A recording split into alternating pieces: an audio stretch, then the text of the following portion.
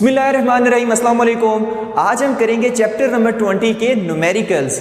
तो देखिए, इसका जो फर्स्ट न्यूमेरिकल है वो अक्सर बच्चे छोड़ देते हैं कि ये काफ़ी लेंथी न्यूमेरिकल है, इसमें तकरीबन 5 से 6 चीज़ें पूछी गई हैं। तो देखिए, अगर ये बोर्ड में आ जाता है तो इसमें से कोई सी वो 2 चीज़ें पूछेगा, ये पूरा न्यूमेरिकल एज इट इज़ वो नहीं पूछेगा। तो ये वाला न्यूमेरिकल बिल्कुल नहीं छोड़ना।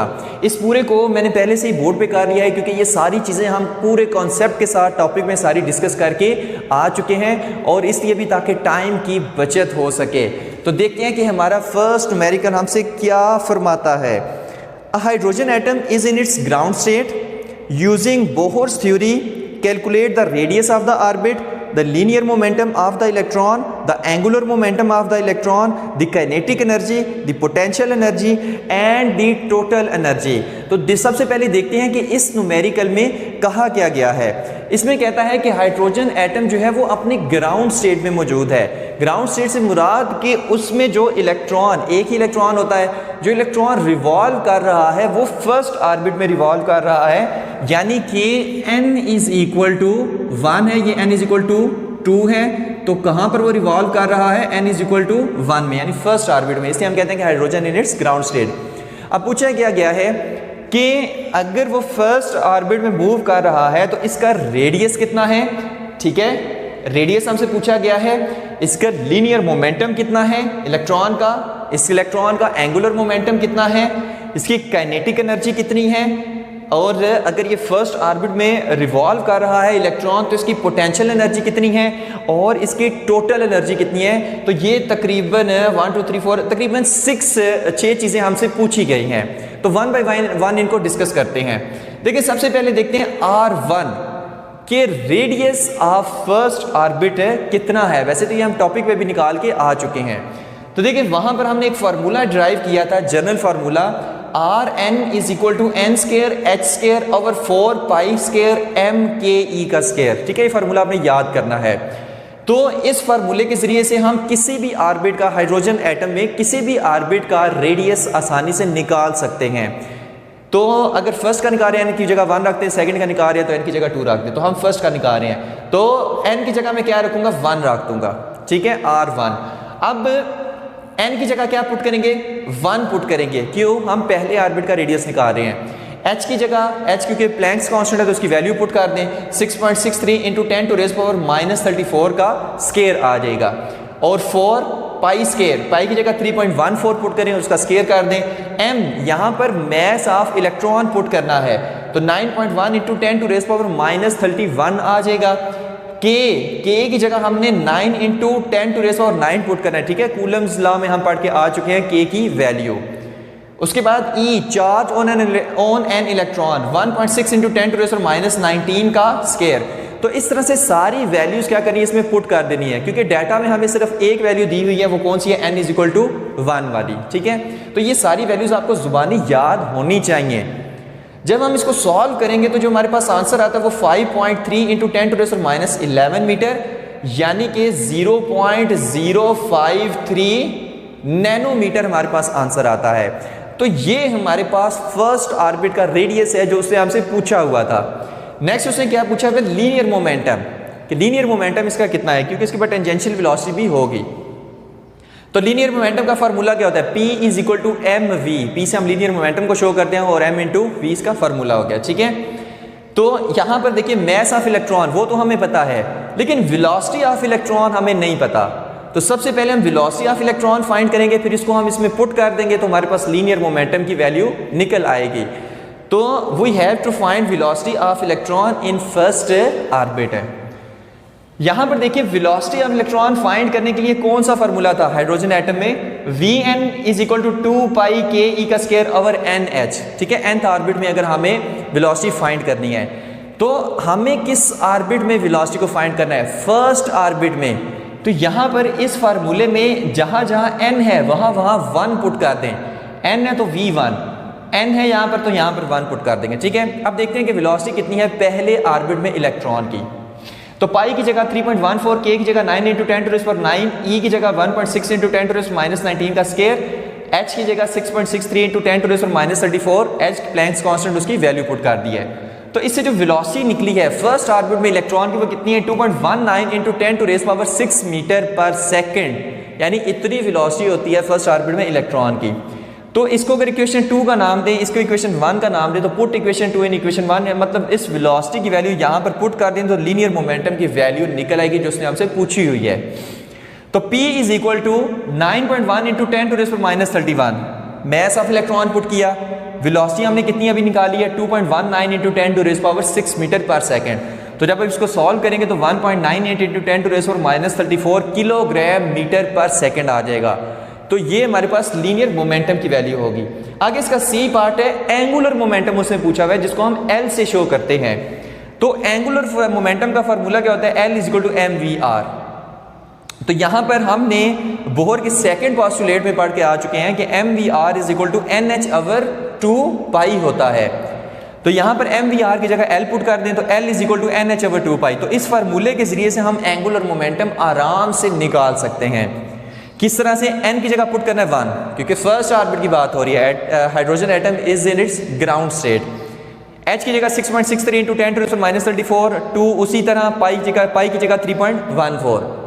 तो इससे जो एंगुलर मोमेंटम की वैल्यू निकलेगी वो कितने हैं कि 1.05 into 10 to raise power minus 34 kilogram metre square पर सेकेंड आ जाएगी। तो 3 चीज़ें हमने फाइंड कर ली। अब चौथी चीज़ कह रहा है कि इलेक्ट्रॉन फर्स्ट ऑर्बिट में मूव कर रहा है तो उसकी काइनेटिक एनर्जी कितनी होगी। तो ये भी हम जब हमने क्वांटाइज एनर्जीज निकाल रहे थे तो वहाँ पर ये काइनेटिक एनर्जी की हमने फार्मूला डिराइव किया था और वो क्या था 1/2 ke का स्क्वायर ओवर Rn था। ठीक है, तो कुछ भी नहीं करना, सिर्फ इस काइनेटिक एनर्जी के फार्मूले में वैल्यूज पुट कर देनी है। तो k की जगह 9 into 10 to raise power 9, e की जगह 1.6 इंटू 10 टू रेज़ माइनस 19 और Rn की जगह हम पुट करेंगे R1 की वैल्यू, मतलब फर्स्ट ऑर्बिट का जो रेडियस है, और वो कितना है 0.053 जो हमने यहाँ पर निकाला था 0.053 into 10 to raise power minus 9। ठीक है, तो जब इसको सॉल्व करेंगे तो काइनेटिक एनर्जी की वैल्यू क्या आएगी 21.73 into 10 to raise power minus 19 joules. तो अच्छा, एक और भी इसमें आता है, कई लोग जूल कहते हैं, कई लोग जूल कहते हैं। ठीक है, तो एक्चुअल वर्ड जो है वो जूल्स है। ठीक है, जूल हम इसको कहते हैं, एनर्जी की यूनिट होती है। अब जूल है तो जाहिर है हमें इसको इलेक्ट्रॉन वोल्ट में कन्वर्ट करना पड़ेगा। पार्टिकल की काइनेटिक एनर्जी की बात कर रहे हैं तो 21.73 into 10 to raise power minus 19 divided by 1.6 into 10 to raise power minus 19। Joule से जब भी इलेक्ट्रॉन वोल्ट पे आते हैं तो हम डिवाइड करते हैं 1.6 into 10 to raise power minus 19 से हम उसको डिवाइड कर देते हैं उस वैल्यू को। तो क्या आ जाएगी 13.6 इलेक्ट्रॉन वोल्ट। ठीक है, 10 to raise minus 19, 10 to raise minus 19 से गया, इसको डिवाइड करेंगे तो 13.6 इलेक्ट्रॉन वोल्ट। तो ये काइनेटिक एनर्जी की वैल्यू है। इतनी काइनेटिक एनर्जी होगी इलेक्ट्रॉन की जब वो फर्स्ट ऑर्बिट में मूव कर रहा है। पोटेंशियल एनर्जी कितनी होगी इसकी भाई, पोटेंशियल एनर्जी का फार्मूला हमने पढ़ा था माइनस ke का स्क्वायर बाई Rn। ये सारे फार्मूले हम ड्राइव करके आ चुके हैं जब हमने टॉपिक की वीडियो बनाई थी। तो k की value 9 into 10 to raise power 9, e की value 1.6 into 10 to raise power minus 19 का स्क्वायर, Rn की जगह हम क्या पुट करेंगे R1 पुट करेंगे क्योंकि हम फर्स्ट ऑर्बिट की बात कर रहे हैं। तो फर्स्ट ऑर्बिट का रेडियस कितना है 0.053 into 10 to raise power minus 9 metre. ठीक है, अभी हम यहाँ पर निकाल के आ चुके हैं। पोटेंशियल एनर्जी की वैल्यू कितनी निकलेगी minus 43.47 into 10 to raise power minus 19 joules निकलेगी। ठीक है, अब इस पोटेंशियल एनर्जी की वैल्यू जूल्स में आ रही है तो इसको भी हम इलेक्ट्रॉन वोल्ट में कन्वर्ट करेंगे by dividing 1.6 into 10 to raise power minus 19 है। सही है, तो इस वैल्यू से जब हम इसको डिवाइड करेंगे तो आंसर क्या आएगा माइनस 27.2 इलेक्ट्रॉन वोल्ट। तो पोटेंशियल एनर्जी जो होगी इलेक्ट्रॉन की फर्स्ट ऑर्बिट में मूव करते हुए वो माइनस 27.2 इलेक्ट्रॉन वोल्ट होगी। ठीक है, तो रेडियस भी फाइंड हो गया, पोटेंशियल मोमेंटम भी, एंगुलर मोमेंटम भी, काइनेटिक एनर्जी भी, पोटेंशियल एनर्जी भी। अब टोटल एनर्जी फाइंड करनी है T.E। तो टोटल एनर्जी हमने अब फाइंड करनी है। यहाँ पर देखिए टोटल एनर्जी क्या होती है, kinetic energy plus potential energy, यानी जितनी भी उसके पास एनर्जीज है उनका सम हमारे पास टोटल एनर्जी हो गया। तो काइनेटिक एनर्जी क्या है 13.6 अभी हमने निकाली है। ठीक हो गया यहाँ पर। उसके बाद पोटेंशियल एनर्जी कितनी है माइनस 27.2। तो इससे जो आंसर आएगा माइनस 13.6 इलेक्ट्रॉन वोल्ट आएगा। मतलब फर्स्ट ऑर्बिट में जो इलेक्ट्रॉन के पास एनर्जी होती है वो कितनी होती है माइनस 13.6 इलेक्ट्रॉन वोल्ट। तो यही 6 चीज़ें हमसे पूछी गई थी इस न्यूमेरिकल में। तो ये था हमारा न्यूमेरिकल नंबर 1। नेक्स्ट न्यूमेरिकल है numerical number 2। What are the energies in electron volt of quanta of wavelength lambda is equal to 400, 500 and 700 nanometre.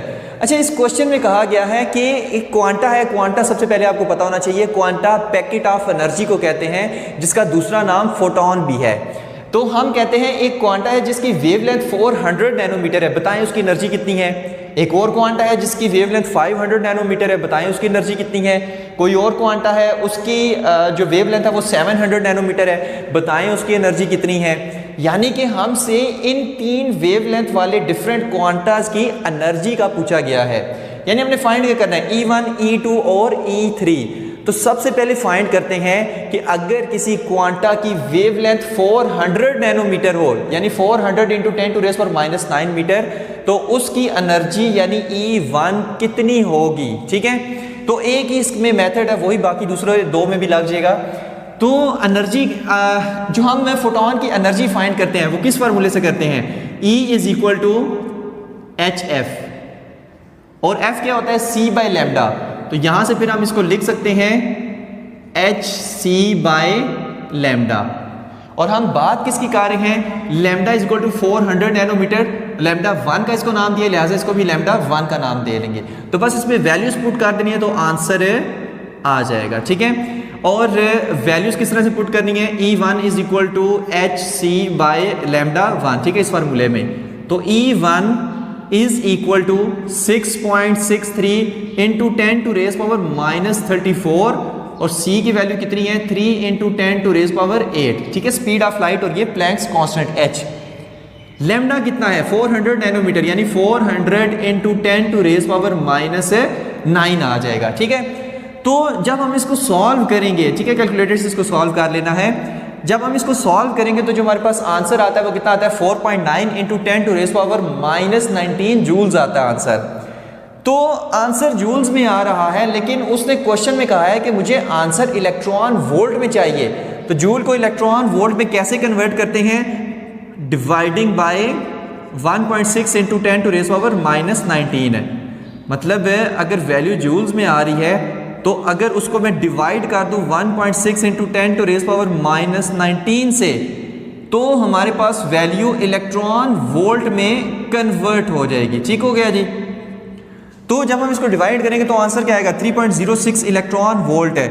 यानी कि अगर कोई क्वांटा है जिसकी वेवलेंथ 400 नैनोमीटर है तो उसकी एनर्जी 3.06 इलेक्ट्रॉन वोल्ट होगी, यही हमसे पूछा गया था। अब नेक्स्ट पूछा गया है कि अगर किसी की वेवलेंथ 500 नैनोमीटर हो किसी क्वांटा की, तो बताएं उसकी एनर्जी कितनी होगी, यानी E2 कितना होगा। तो सेम वही प्रोसीजर फॉर लैम्डा 2 500 इंटू 10⁻⁹ मीटर है लैम्डा 2 जो है, E2 is equal to HC by lambda 2 कर देंगे। अब H की वैल्यू वही पुट करनी है, C की वैल्यू सेम वही, सिर्फ लैम्डा की वैल्यू चेंज कर देनी है, वो क्या है 500 नैनोमीटर पुट कर देनी है। तो इससे आंसर जूल्स में आएगा 0.0397 इंटू 10⁻⁻17 जूल्स। इसको इलेक्ट्रॉन वोल्ट में करने के लिए डिवाइडेड बाय 1.6 इंटू 10⁻⁻19 करेंगे, जिसकी वजह से जो E2 हमारे पास आएगा, ठीक है, ये E2 है, जो E2 हमारे पास आएगा वो 2.48 इलेक्ट्रॉन वोल्ट आएगा। मतलब अगर इतनी वेवलेंथ का क्वांटा है तो उसकी एनर्जी इतनी होगी, 2.48 इलेक्ट्रॉन वोल्ट। थर्ड और लास्ट है कि अगर कोई क्वांटा है जिसकी वेवलेंथ 700 नैनोमीटर है तो बताएं उसकी एनर्जी कितनी है। सेम वही प्रोसीजर करना है, HC बाई लैम्डा 3 आप कर देना है, क्योंकि हम लैम्डा 3 की अब हम बात कर रहे हैं। H की वैल्यू वही 6.63 इंटू 10⁻⁻34, C की वैल्यू स्पीड ऑफ लाइट की वैल्यू पुट करनी है, लैम्डा 3 की जगह 700 नैनोमीटर यानी 700 इंटू 10⁻⁹ पुट कर देना है। इससे आंसर जूल्स में आएगा 2.84 इंटू 10⁻⁻19 जूल्स। इसको इलेक्ट्रॉन वोल्ट में करने के लिए वही पुराना प्रोसीजर डिवाइडेड बाय 1.6 इंटू 10⁻⁻19 करेंगे, जिसकी वजह से जो आंसर हमारे पास आएगा वो कितना आएगा 1.75 इलेक्ट्रॉन वोल्ट। मतलब अगर हमारे पास क्वांटा की वेवलेंथ 700 नैनोमीटर है तो उसकी एनर्जी 1.75 इलेक्ट्रॉन वोल्ट होगी। तो यही तीन चीज़ें हमसे पूछी हुई थी। नेक्स्ट देखते हैं आपका numerical number 3। An electron jumps from level EI, जिसकी वैल्यू दी हुई है, EI की वैल्यू कितनी दी हुई है, -3.5। ठीक है, ये हमारे पास EI की वैल्यू है, ये EI की वैल्यू है और ये EF की वैल्यू है। तो EI की वैल्यू कितनी दी हुई है, -3.5 इंटू 10⁻⁻19 जूल्स दी हुई है, और EF की वैल्यू कितनी दी हुई है, -1.20 into 10 to raise power -18 joules दी हुई है। पूछा क्या गया है, what is the wavelength of the emitted light, जो लाइट एमिट होगी उसकी वेवलेंथ कितनी है। तो सबसे पहले न्यूमेरिकल को समझें कि एक इलेक्ट्रॉन इनिशियली फॉर एग्जांपल किसी हायर ऑर्बिट में है, इनिशियली इलेक्ट्रॉन यहाँ पर है, कुछ देर बाद वो यहाँ से जंप करेगा लोअर शेल में, ठीक हो गया, यानी ये इसका क्या है, इनिशियल एनर्जी स्टेट है EI, इससे जंप करेगा लोअर शेल में तो इसकी फाइनल एनर्जी स्टेट होगी। तो जाहिर सी बात है लाइट ये एमिट करेगा, यानी फोटोन ऑफ लाइट एमिट करेगा। तो पूछा ये गया है कि ये जो लाइट एमिट हो रही है इलेक्ट्रॉन के ट्रांजिशन की वजह से, इलेक्ट्रॉन की जंपिंग की वजह से from higher shell to lower shell, तो ये जो हमारे पास लाइट एमिट हुई है, फोटोन एमिट हुआ है, इसकी वेवलेंथ कितनी है, हमसे ये पूछा गया है। ठीक है, तो किस तरह से फाइंड करेंगे, वही पुराना formula del E solution del E is equal to HC by lambda. Find क्या करना है, लैम्डा को, तो डेल E की जगह मैं क्या लिखूंगा, EF minus EI, final energy minus initial energy, is equal to HC by lambda. तो lambda is equal to HC by EF minus EI। क्यों, क्योंकि हमने लैम्डा फाइंड करना है, लैम्डा ही फाइंड करने को हमें कहा गया है। तो बस वैल्यूज पुट करें और आंसर आ जाएगा। Lambda is equal to 6.63 into 10 to raise power -34 और C की जगह क्या आएगा 3 into 10 to raise power 8 divided by EF कितना है -1.20 -1.20 into 10 to raise power -8, negative का साइन उसी तरह, और यहाँ पर क्या आएगा इनिशियल एनर्जी में -3.5 into 10 to raise power -19 joules में आएगा। ठीक है, अब यहाँ पर क्या होगा, ये माइनस माइनस प्लस हो जाएगा। तो जब हम इस वैल्यूज़ को सॉल्व करेंगे, ठीक है, कैलकुलेटर से इसको सॉल्व कर लेना है, तो जो हमारे पास लैम्डा की वैल्यू आएगी वो कितनी आएगी, 234 नैनोमीटर आएगी। यानी ये जो वेवलेंथ ऑफ लाइट एमिट हुई है इसकी वेवलेंथ कितनी है, ये हमारे पास 234 नैनोमीटर है। तो ये था हमारा न्यूमेरिकल नंबर 3।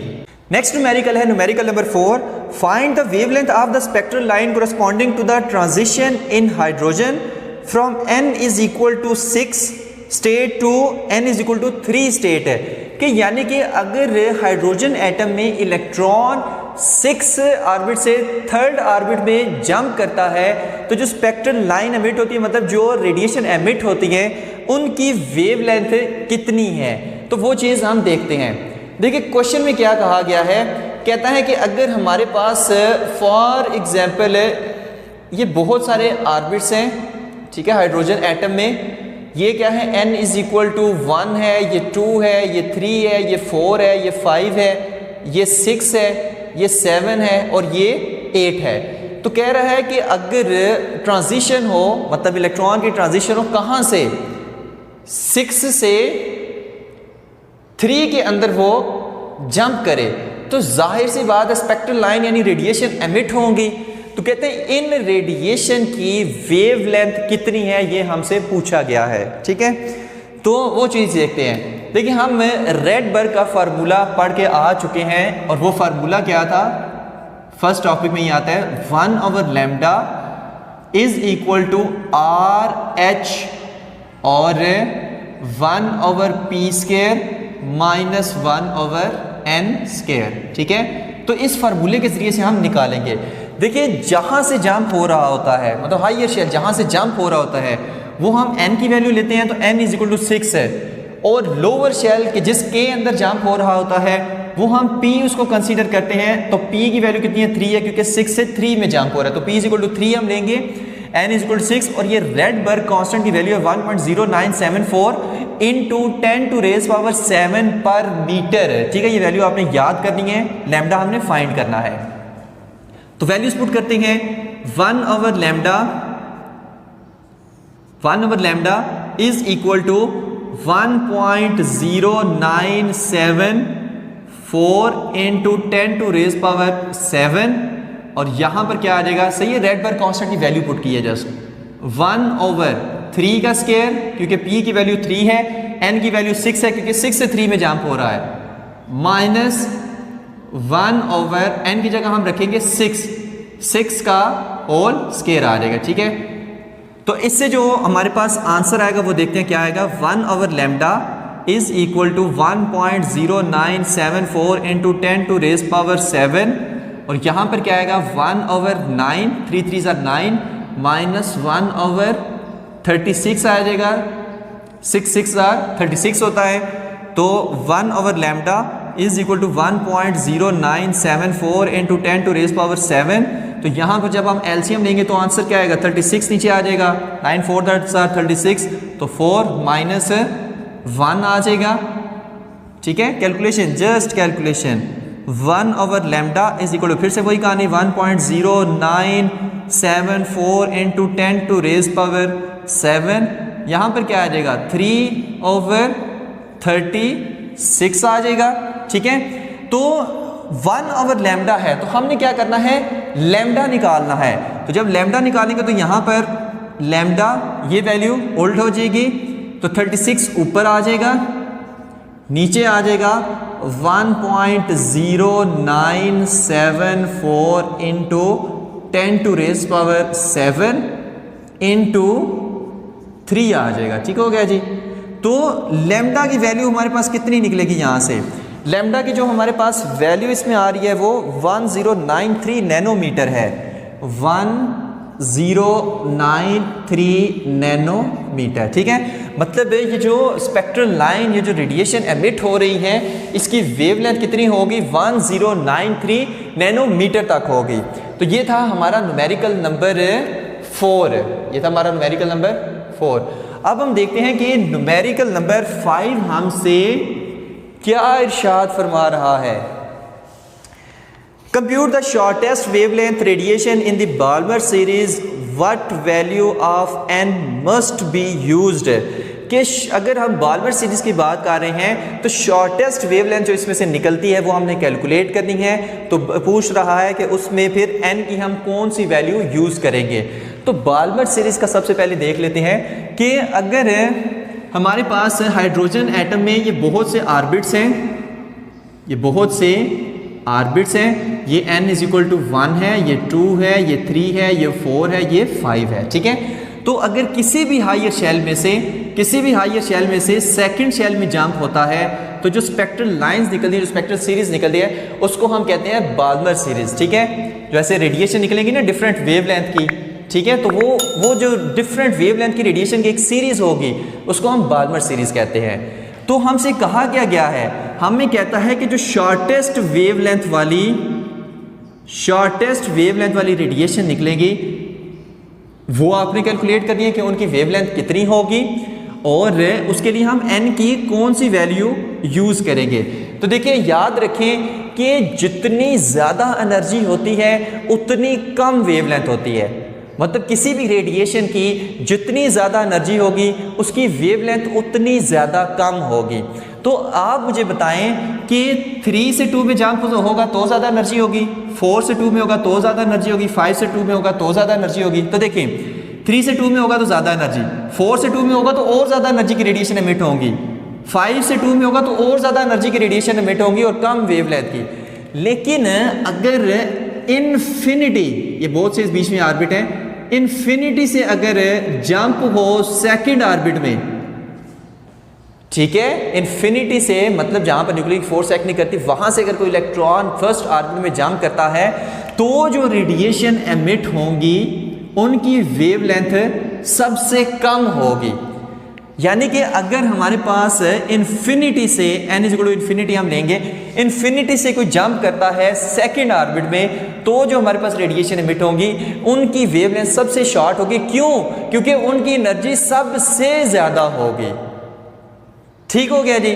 तो इस वजह से इनकी वेवलेंथ सबसे ज़्यादा शॉर्ट होगी। और कहाँ पर जंप हो रहा है? 2 में हो रहा है तो P इज इक्वल टू हम 2 लेंगे। ठीक हो गया। तो n की भी वैल्यू आ गई, p की भी वैल्यू आ गई। अब हम लैम्डा यानी जो शॉर्टेस्ट वेवलेंथ है वो तो हम आराम से अब फाइंड कर सकते हैं रेडबर्ग का फार्मूला यूज़ करके, और वो फार्मूला हम दोबारा से यहाँ पर लिख देते हैं 1 over lambda is equal to RH और यहाँ पर क्या आएगा 1/p² माइनस 1/n² आ जाएगा। ठीक हो गया जी। अब इसमें वैल्यूज पुट कर देते हैं और कहानी खत्म। बस में ये जितनी एनर्जी ज़्यादा उतनी वेवलेंथ कम। 1/λ शॉर्टेस्ट, ठीक है, एस के साथ मैं इसको शो कर रहा हूँ। तो 1.0974 × 10⁻⁷, ठीक है, यह वैल्यू आपको याद हो जानी चाहिए। तो 1/2 का स्केयर पी की जगह 2 रखेगी क्योंकि 2 में जंप हो रहा है, माइनस 1/∞ का होल स्केयर। तो 1/∞ का स्केयर क्या होता है? 0। तो क्या आ जाएगा 1.0974 इंटू एक वैल्यू जो बार बार लिखनी पड़ती है 1/4। ठीक हो गया जी। अब यहां पर क्या है? यहां पर है 1/λ। तो अगर हमें लैम्डा निकालना है तो इस वैल्यू को उल्टा दें। तो 4 नीचे है, 4 ऊपर चला जाएगा क्योंकि यहां पर 1/λ था। जब लैम्डा करेंगे तो 4 ऊपर, ये वाली नीचे आ जाएगी। तो 1.0974 इंटू 10⁻⁷। तो यहां पर जो शॉर्टेस्ट वेवलेंथ निकलेगी वो कितनी निकलेगी? जो शॉर्टेस्ट वेवलेंथ की हमारे पास वैल्यू आ रही है वो आ रही है तकरीबन 364.5 नैनोमीटर। 364.5 नैनोमीटर। तो इतनी वेवलेंथ की हमारे पास जो रेडिएशन है वो निकलेगी जब कोई भी फॉर एग्जांपल इलेक्ट्रॉन है वो इन्फिनिटी से जो सेकंड ऑर्बिट में अगर वो जंप करेगा। तो ये था हमारा न्यूमेरिकल नंबर 5। अब हम देखते हैं अपना न्यूमेरिकल नंबर 6 क्या हमसे डिमांड करता है। तो न्यूमेरिकल नंबर 6 कहता है calculate the longest wavelength of radiation for the Paschen series. कि पास्शियन सीरीज में जो लॉन्गेस्ट वेवलेंथ ऑफ रेडिएशन होगी वो हमने क्या करनी है? कैलकुलेट करनी है। तो न्यूमेरिकल नंबर 6 को सबसे पहले समझते हैं, उसके बाद इसको हम सॉल्व करते हैं। तो देखिए हाइड्रोजन एटम में ये फॉर एग्जांपल बहुत से ऑर्बिट्स हैं, 3, 4, 5, 6, 7, ठीक है। n = 1, 2, 3, 4, 5, 6, 7, ठीक है। तो कहते हैं कि अगर पास्शियन सीरीज कब हमारे पास निकलती है कि अगर किसी भी हायर शेल में से थर्ड शेल में जंप हो, मसलन 4 से 3 में जंप हो जाए, 5 से 3 में जंप हो जाए, 6 से 3 में जंप हो जाए, तो जो रेडिएशंस एमिट होती हैं, ठीक है, जो सीरीज ऑफ रेडिएशन एमिट होती है उसको हम कहते हैं पास्शियन सीरीज है। उसमें उसने पूछा हुआ लॉन्गेस्ट वेवलेंथ वाली रेडिएशन हमने कैलकुलेट करनी है कि कौन सी ऐसी रेडिएशन है जिसकी लॉन्गेस्ट वेवलेंथ है और वो वेवलेंथ हमने कैलकुलेट करनी है। तो देखिए मैंने पहले कहा था जिस रेडिएशन की एनर्जी जितनी ज़्यादा होगी उसकी जो वेवलेंथ है वो उतनी ज़्यादा कम होगी। जैसे फार्मूला क्या था? E = hc/λ। जितनी वेवलेंथ कम उतनी एनर्जी ज़्यादा। तो अगर उसने कहा है सबसे लॉन्गेस्ट वेवलेंथ आपने कैलकुलेट करनी है, इसका मतलब है कि मुझे कोई ऐसी रेडिएशन इसमें से ढूंढनी है कि जिसकी एनर्जी सबसे कम हो, क्योंकि जिसकी एनर्जी सबसे कम होगी उसकी वेवलेंथ सबसे ज़्यादा होगी, वो मैंने क्या करनी है? ढूंढनी है। तो यहाँ पर देखते हैं कि एनर्जी किसकी सबसे कम है। देखिए 4 से 3 में इलेक्ट्रॉन जंप करेगा तो जो रेडिएशन एमिट होगी उनकी एनर्जी क्या होगी? कम होगी। और 5 से 3 में करेगा तो एनर्जी ज़्यादा होगी। 6 से 3 में करेगा तो जो रेडिएशन एमिट होगी उनकी एनर्जी और ज़्यादा होगी। 7 से 3 में करेगा तो जो रेडिएशन एमिट होगी उनकी एनर्जी और ज़्यादा होगी। तो सबसे कम एनर्जी किन रेडिएशन की होगी? अगर जंप हो 4 से 3 के अंदर, तो फिर हमारे पास जो रेडिएशन एमिट होंगी उनकी एनर्जी सबसे ज़्यादा कम होगी और उनकी वेवलेंथ सबसे ज़्यादा होगी। ठीक है, तो फिर हम इन रेडिएशन की वेवलेंथ को कैलकुलेट करेंगे। तो यहाँ पर जंप कहाँ से हो रहा है? 4 से। n = 4। किस में जंप हो रहा है? 3 में। तो p = 3 और रेडबर्ग कांस्टेंट की वैल्यू कितनी है? 1.0974 इंटू 10⁻⁷ पर मीटर। ठीक है, तो फिर से वही फार्मूला हम यूज करेंगे 1/λ। ठीक है, सॉल्यूशन 1/λ = RH और 1/p² माइनस 1/n²। ठीक है, वैल्यूज इसमें पुट कर देते हैं। तो RH इंटू 1/p की वैल्यू कितनी है? 3, तो 3 का स्केयर और माइनस n की वैल्यू कितनी है? 4, तो 4 का स्केयर आ जाएगा। ठीक है, तो 1 over lambda is equal to R H into 1 over 9 आ जाएगा, 3 3 ज़ा 9 होता है, माइनस यहाँ पर क्या आ जाएगा 16 आ जाएगा, क्योंकि 4 4 ज़ा 16 होता है। ठीक है, तो 1 ओवर लैम्डा, इसका जब हम एलसीएम लेंगे तो क्या आंसर आएगा, नीचे इसका आ जाएगा 144 और ऊपर कितना आएगा 16 माइनस 9 आ जाएगा। ठीक है, तो जब इसको हम सॉल्व करेंगे यहीं पर कर लेते हैं, 1 over lambda is equal to R H, अब मैं आर एच की वैल्यू नहीं लिख रहा भाई, एंड पे जाकर लिखेंगे, तो हमारे पास 16 माइनस 9 क्या आ जाएगा 7 ओवर 144 आ जाएगा। ठीक है, तो 1 ओवर लैम्डा है, तो जब हम इसको लैम्डा के इक्वल करेंगे तो हमारे पास ये वैल्यू उलट जाएगी, तो आर यहाँ पर क्या आ जाएगा 1 ओवर, सॉरी यहाँ पर आर एच आ जाएगा। ठीक है, आर एच इंटू 7 आ जाएगा, 144 क्या चला जाएगा ऊपर चला जाएगा। ठीक हो गया जी, तो अब हम इसमें क्या करते हैं, वैल्यूज पुट कर देते हैं और हमारा जो आंसर है वो आ जाएगा। तो lambda is equal to 144 divided by R H की वैल्यू कितनी है 1.0974 into 10 to raise power 7 multiply by 7। तो जो इसको सॉल्व करने से लैम्डा, कौन सी लैम्डा, लॉन्गेस्ट वेवलेंथ है, यहाँ पर इसके साथ लिख ले लॉन्गेस्ट वेवलेंथ, वो हमारे पास कितनी निकलेगी उसको ज़रा चेक कर लेते हैं। क्वेश्चन नंबर 6 में 1875 नैनोमीटर, 1875 नैनोमीटर, यानी ये वाली लॉन्गेस्ट वेवलेंथ होगी पास्चन सीरीज में, और यही हमसे पूछा गया था। नेक्स्ट जो हमारे पास 3 न्यूमेरिकल हैं, तीनों हमारे पास इनर शेल एक्सरे ट्रांजिशन से रिलेटेड है, और तीनों हमारे पास न्यूमेरिकल में सिर्फ एक ही फार्मूला लगता है, E is equal to H C by lambda. इसलिए टाइम बचाने के लिए मैंने ये तीनों यहाँ पर इकट्ठे ही सॉल्व कर दिए हैं। ठीक है, एक ही फार्मूला इनमें लगेगा। तो क्वेश्चन नंबर 7 है, electrons in an X ray tube are accelerated through a potential difference of 3000 volt. If these electron were slow down in a target, what will be the minimum wavelength of X rays produced. है कि हमारे पास electron को exact किया गया है, ठीक है, exact किया गया है 3000 वोल्टेज के साथ है किसी एक्सरे ट्यूब की मदद से। तो ये कोई इलेक्ट्रॉन है, ठीक है, कि जिसको एक्सरेट किया गया है और उसके बाद किसी टारगेट से टकराया गया है, जैसे कोई टंगस्टन का मटेरियल हो गया। ठीक है, तो टंगस्टन में मौजूद जो न्यूक्लियस है, न्यूक्लियस में कौन सा चार्ज होता है, पॉजिटिव। तो ये इलेक्ट्रॉन जब उस टारगेट में न्यूक्लियस के पास से गुजरेगा तो इस इलेक्ट्रॉन की स्पीड क्या हो जाएगी, कम हो जाएगी, काफ़ी ज़्यादा ये स्लो हो जाएगी, इसको ब्रेक्स लग जाएगी, यानी कि इलेक्ट्रॉन जो है वो डीसेलरेट होगा। और जब इलेक्ट्रॉन्स डीसेलरेट होते हैं तो फिर क्या करते हैं, रेडिएशंस एमिट करते हैं। तो इस डीसेलरेशन में ये डिफरेंट वेवलेंथ्स की रेडिएशंस एमिट करेगा। ठीक है, अब इसमें जो सबसे कम वेवलेंथ की रेडिएशन है लैम्डा मिनिमम में, वो हमसे पूछा गया है कि वो कितनी होगी। ठीक है, ये क्या है, ये टारगेट मटेरियल है, तो ये चीज़ हमसे पूछी गई है, लैम्डा मिनिमम हमसे पूछा गया है। तो देखते हैं कि लैम्डा मिनिमम क्या है। मेरा मार्कर भी खत्म हुआ है जहाँ पर ये वाला। ठीक है, तो V0 कितना है, 3000 वोल्ट है, और लैम्डा मिनिमम हमने फाइंड करना है। E is equal to H C by lambda minimum. ठीक हो गया, तो लैम्डा मिनिमम को फाइंड करना है। अब E की जगह हम क्या लिखेंगे, V0 E लिखेंगे। ठीक है, क्योंकि हमें पता है कि V इज इक्वल टू क्या होता है, W बाई Q होता है, W is equal to VQ होता है। तो W की यूनिट यानी वर्क की यूनिट जॉल होती है, एनर्जी की भी यूनिट जॉल होती है, तो इसको मैं E is equal to VE लिख सकता हूँ, Q की जगह E लिख देना है। ठीक है, क्योंकि हम इलेक्ट्रॉन्स की बात कर रहे हैं। तो E की जगह मैंने क्या लिख दिया, V0 E लिख दिया, is equal to H C by lambda minimum आ गया।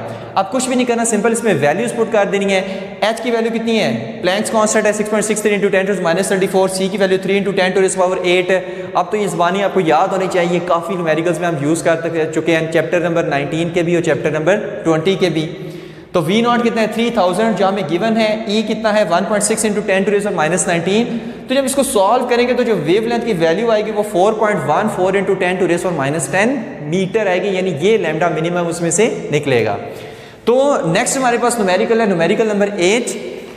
The wavelength of kx rays from copper is 1.377 into 10 to raise power minus 10 meter. What is the energy difference between the two levels from which the transition results? कहता है कि हमारे पास एक copper का material है कि जिसमें कोई ट्रांजिशन हुई है जिसकी मदद से वेवलेंथ कौन सी निकली है, रेडिएशन निकली है कि जिनकी wavelength 1.377 into 10 to raise power minus 10 metre हुई। बताएं कि उन शेल्स में आपस में एनर्जी डिफरेंस कितना था। ठीक है, तो सबसे पहले आपको पता होना चाहिए कि ये के एक्स रेज क्या है, के एक्स रेज क्या है। तो देखिए, अगर हमारे पास ये न्यूक्लियस है, ये फर्स्ट ऑर्बिट है, ये सेकंड ऑर्बिट है, ये थर्ड ऑर्बिट है, और अगर फर्स्ट ऑर्बिट में कोई इलेक्ट्रॉन मौजूद है और इसको हम नॉक आउट करवाते हैं, ठीक है, किसी एक्सटर्नल इलेक्ट्रॉन को एक्सरेट करवा के से टकराते हैं, तो ये नॉक आउट हो जाता है, बाहर निकल जाता है और अपने पीछे वैकेंसी छोड़ जाता है। ठीक है, एक्सरे ट्रांजिशन में ये सारी चीज़ें पढ़ के आ चुके हैं। तो अगर सेकेंड शेल से कोई इलेक्ट्रॉन यहाँ पर जंप कर जाए या थर्ड शेल से इसमें कोई जंप कर, या किसी भी हायर शेल में से फर्स्ट शेल में ये इस वैकेंसी को फिल करे, तो जाहिर सी बात है ये रेडिएशन एमिट होगी, यानी कि एक्स रेज एमिट होगी।